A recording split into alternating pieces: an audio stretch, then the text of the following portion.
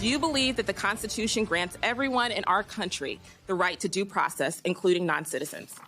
The administration has the authority to. Ma'am, I'm looking for a yes or no question. Yes or no. Do you believe the Constitution? Yes, ma'am. Do you, we have not conducted claiming my time, Mr. Chairman? Time is yours. Okay. Secretary Noem, I'm just looking for a yes or no here. Do you believe the Constitution guarantees due process to everyone in America? Due process is exactly what this Congress lays out. Yes or no? Okay, ma'am, I'll take that as a no. Hi again, everybody. It's 5 o'clock in New York. The biggest headline is that that's become a difficult question.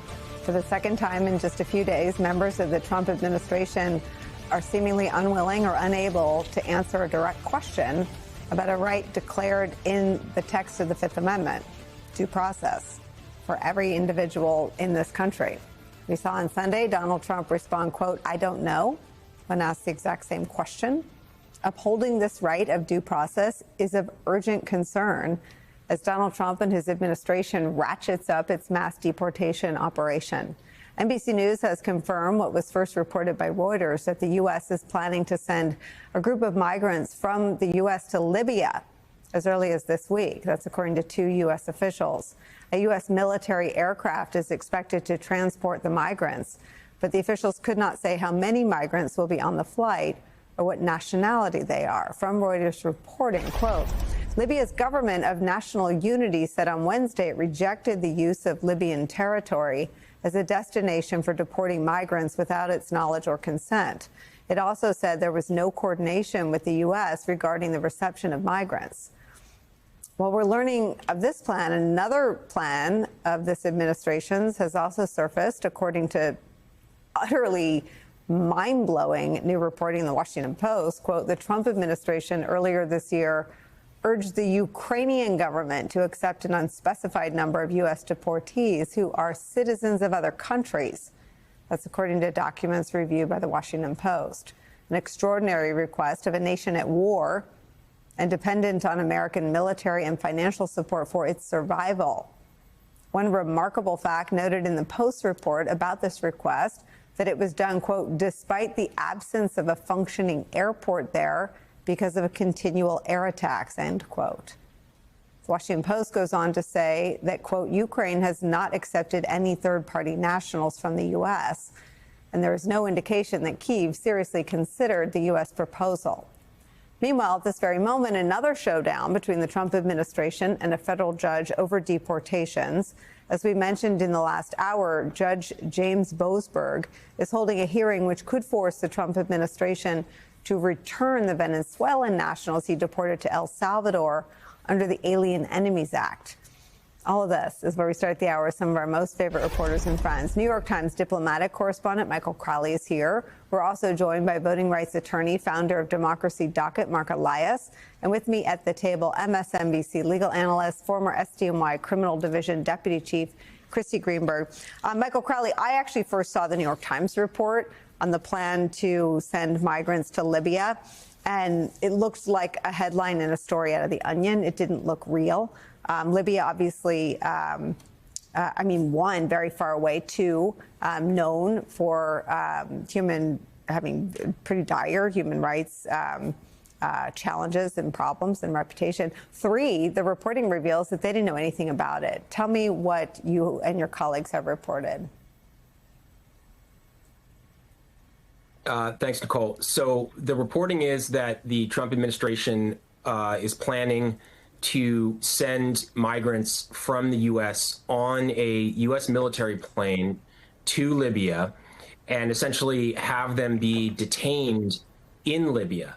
And, you know, you ran through some of the things that are kind of head spinning about this. First of all, this is a very long way to send migrants.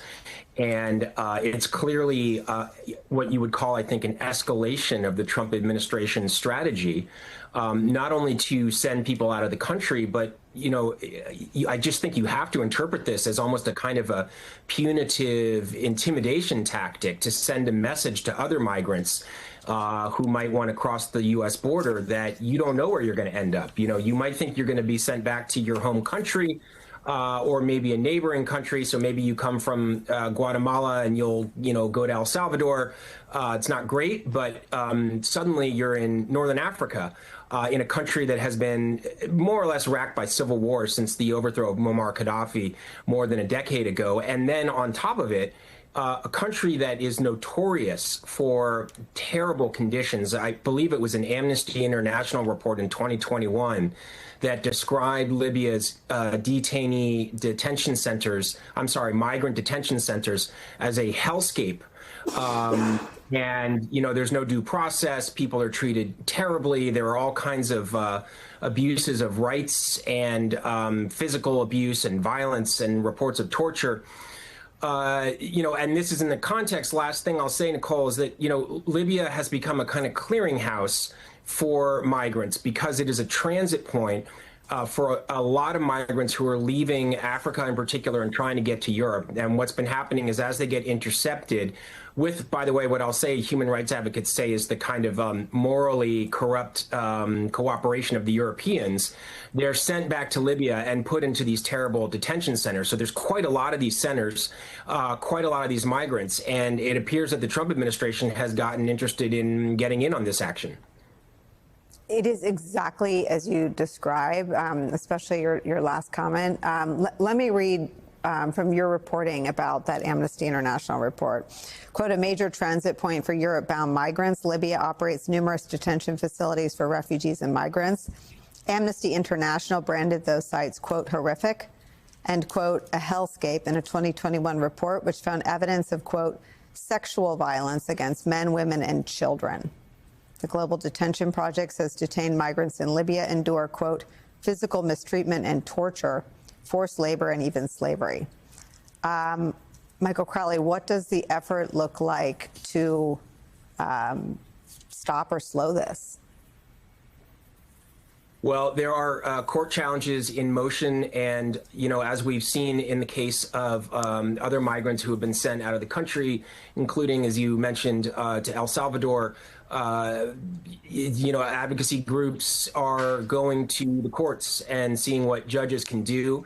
I don't believe we have updated information at this point about the plan to send these migrants. So right now, we're waiting for kind of the smoke to clear and to figure out what sort of legal action or legal remedies might be putting into place and what the administration might have already done or might have been preparing to do, which now we don't know whether or not they're going to follow through. So it's muddy, to say the least. Mark Elias, I want to follow up with you and Christy on the legal aspects of this, but I just want to pull back a minute and note that the only reason this story could be written, the only reason this is something that the Trump administration is considering is because for years and years and years, Donald Trump has dehumanized migrants and immigrants and asylum seekers and people seeking refuge in this country. And for anyone out there who thinks that the disinformation, anyone that commits a violent crime, whether they're here illegally or whether they're a U.S.-born citizen, should be charged, prosecuted, and punished. Okay, that's something that everybody agrees on happening. But the idea that a 9-year project to dehumanize asylum seekers, migrants, immigrants, or people here illegally should end with the torture and rape of children in Libya. This is not the country you think it is if you think that's a good idea. No, that's right. And look, Donald Trump's rhetoric around this, his dehumanizing around this, the Republican Party's complicity around this has only accelerated since he's become president. I think if you went back to January 19th, before he took office, people were prepared. He was saying that he was going to treat very harshly, by conventional standards, people who came to this country without authorization, what he would call illegal immigrants or migrants. He was going to treat them very harshly and send them out of the country, okay, back to where they were from. We are now only a little more than 100 days later. And what do we know? He has sent some migrants in violation of court orders to a gulag in El Salvador. He has sent U.S. citizen children who are suffering from cancer, who have every right to be in the United States, as much right as you, as much right as me, as much right as anyone watching, to be in the United States. He has sent them out of the country. His administration is routinely lying about what the Constitution says. He is unwilling to say that it is his job as the President of the United States to uphold the Constitution. He gives these non-answers or really despicable answers about whether or not due process applies. And so it is no surprise, if you follow that trajectory, that we are now at the point in which he is saying, number one, he is exploring opportunities to send U.S. citizens to foreign gulags. And number two, he is starting to send migrants to more foreign gulags. And so it is a despicable reality that we face. The judges who are hearing this, whether they are appointed by Democratic presidents or Republican presidents, are trying to stand up to it. But unless we, as the American public, simply say this is not enough, unless the lawyers, all of them, not just the ones who do immigration law, not just the ones who are part of a resistance, but the entire legal establishment stands up and says, we will defend these migrants' rights, we are in for a very, very rough road ahead.